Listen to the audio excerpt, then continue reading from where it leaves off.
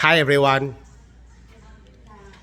There's LCs here, and now we're just showing you what are the option wheels you can install on your Land Cruiser.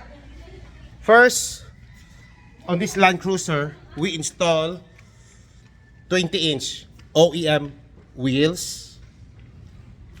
Next,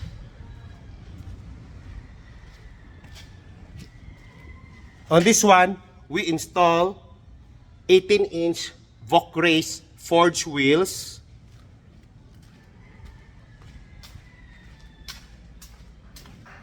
On this white one, we install Wild 20-inch wheels.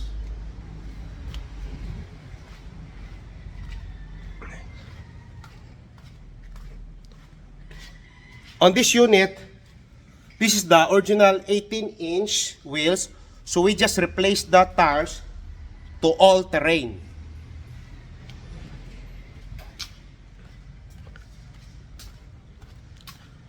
On this LC, we upgrade to 22-inch Race forged wheels on it.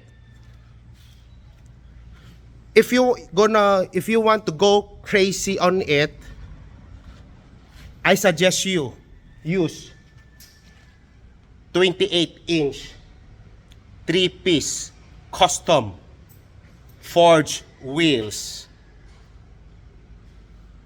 See how thin is the tires.